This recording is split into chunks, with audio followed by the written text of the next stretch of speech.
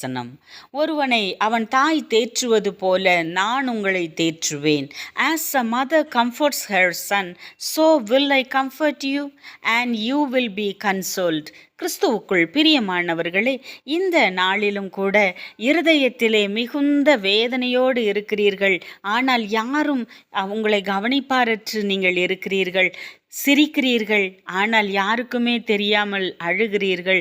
இரவிலே மட்டும் கண்ணீர் வடிக்கிறீர்கள். காரணம், நான் அழுவதை யாரும் பார்த்துவிடக் கூடாது என்று நினைக்கிறீர்கள். யாருமே என்னை புரிந்து கொள்ளவில்லை, என்னுடைய அன்பை புரிந்து கொள்ளவில்லை என்று வேதனையோடு இருக்கிற அன்பு உள்ளங்களை பார்த்துதான் கர்த்தராகிய தேவன் இன்றைக்கு சொல்லுகிறார், ஒரு தாய் உன்னை தேற்றுவதைப் போல நான் உன்னை தேற்றுவேன் என்று சொல்லுகிறார். தன்னுடைய பிள்ளையை எப்படி தாய் தேற்றுவார், தேவை அறிந்து செயல்படுவாளோ அதை போலத்தான் கர்த்தராகிய தேவனும் வேதனையோடு இருக்கிற உங்களை பார்த்து பேசுகிறார். நீ ஏன் அழுகிறாய், நீ ஏன் இப்படி துன்பப்படுகிறாய் என்று தாய் தன் பிள்ளையை கேட்டாலும் கூட நீ அழுதால் போதும், உடனே ஓடி வந்து அரவணைத்து கொள்வாள் அல்லவா? அதே போலத்தான் நாம் தனியாக இருக்கிறோம் என்று நினைக்காதிருங்கள். கர்த்தராகிய தேவன் உங்களுக்கு தாயாக இருந்து அவர் உங்களை அரவணைத்து கொண்டு உங்களை தேற்றுகிற தகப்பனாக தாயாக இருக்கிறார். உங்கள் கண்ணீரை எல்லாம் அவருடைய கணக்கில் வைத்திருக்கிறார். நீங்கள் உங்கள் வேதனைகளை சொல்லி முடிய வார்த்தைகள் இல்லை என்று நினைக்கலாம். உங்கள் கண்ணீரே வார்த்தையாக அவருக்கு புரிந்துவிடும். அவருடைய அரவணை உங்களுக்கு மருந்தாக இருக்கும். பரவாயில்லை என் மகனே, என் மகளே, நான் உனக்கு இருக்கிறேன் என்று கர்த்தராகிய தேவன் சொல்லுகிறார். இதுதான் ஒரு தாயின் குரல்.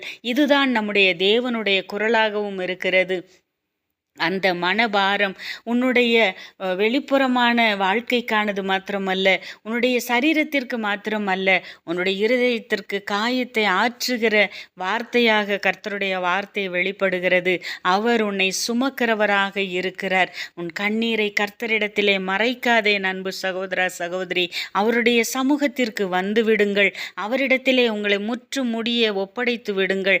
கர்த்தராகிய தேவன் தாமே உங்களை எல்லாவித பாதுகாவலோடும் பாதுகாக்க, உங்களை ஆற்றி தேற்றி அரவணைக்க விரும்புகிறார்.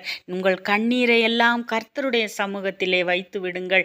எந்த மனிதனிடத்திலும் சென்று கண்ணீர் வடிக்காதிருங்கள். கர்த்தராகிய தேவன் உங்கள் கண்ணீரை காண்கிறவர், உங்கள் சத்தத்தை கேட்கிறவர். அவர் உங்களுக்கு தாயாக இருந்து உங்களை அரவணைக்கிறவராய் இருக்கிறபடியினாலே உங்கள் காரியங்களை எல்லாம் கர்த்தரிடத்திலே சொல்லுங்கள். ஒரு அம்மாவினிடத்திலே நாம் எப்படி நம்முடைய காரியங்களை சொல்லி பேசுவோமோ அப்படியே கர்த்தராகிய தேவனிடத்தில் பேசுங்கள். அவர் உங்களை தாய் தேற்றுவது போல தேற்றுவார். ஆமேன்.